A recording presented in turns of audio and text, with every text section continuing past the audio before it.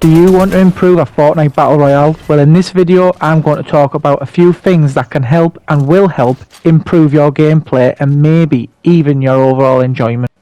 Now before we get into this video, if you want to do a good thing today, you could always hit that like button and click that subscribe button, and that would go a long way to helping me help you, help me help you. You get the picture.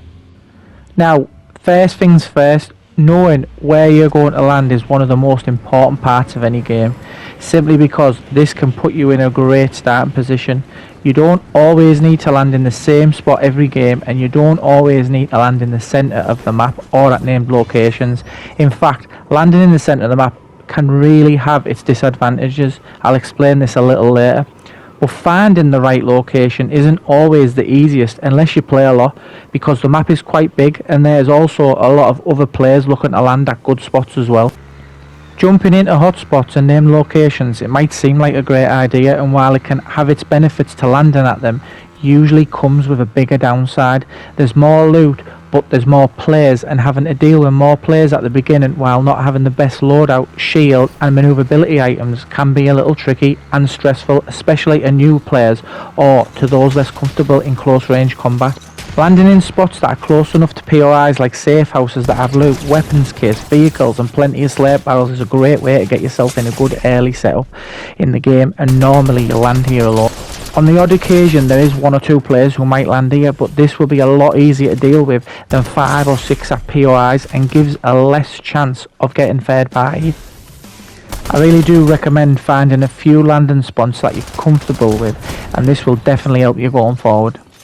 Getting a spot that's close to POIs or a boss location is also a great benefit. It allows you to get equipped enough to be able to go into any fight ahead, and grabbing some of that boss loot can be a big help. While you don't need boss weapons to win, they do have massive advantages because they're really powerful weapons and do high amounts of damage, and are some of the most accurate weapons in the game if they're used properly. Even now in this season, the boss weapons are highly sought.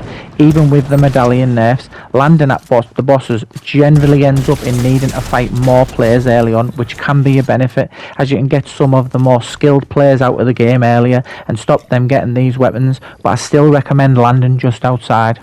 Last note on where to land is to try to land within a decent distance to a weather station. This is because weather stations are a great tool to use this season and can give players a massive advantage, especially as you get better at reading the game. Knowing where to position yourself later in game can be a really big help and even put you at a great advantage in a fight. This brings us to rotations. And this works really well if you have successfully got the weather towers, but regardless, knowing where you are on the map and where you want to go next is key in being able to move successfully, and gives you a greater chance and being able to control any up and coming engagements. Being on the outer edge of the circle comes with great benefits, as it allows you to be able to concentrate on a much smaller portion of the map, not having to worry too much about what's behind you and more about what's in front and where we want to go next when the circle closes. Using this tactic coupled with the weather tower greatly increases your awareness of where to move about and can get yourself positioned in a great place. Which brings us to good positioning.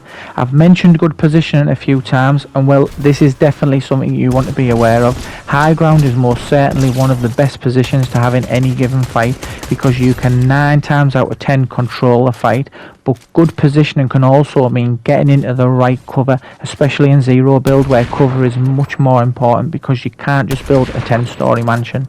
Finding areas to move where there's plenty of trees, rocks or buildings can be a great advantage, as if your opponent doesn't have the cover or rushes out of cover, they can make for easy pickings. While in cover, right shoulder peek. Right shoulder peek is a very powerful tool in your arsenal, and while it can take a little getting used to, once you become even half decent at it, you'll notice you'll win a lot more of your firefights.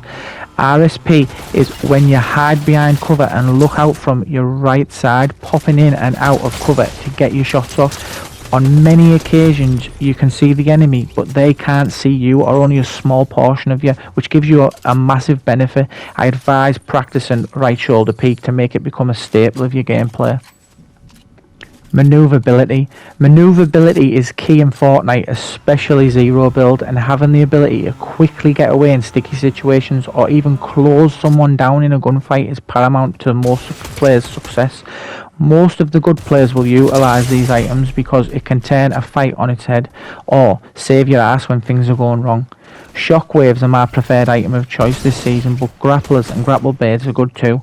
Learning where jump pads are on the map is also a good piece of advice. Vehicles.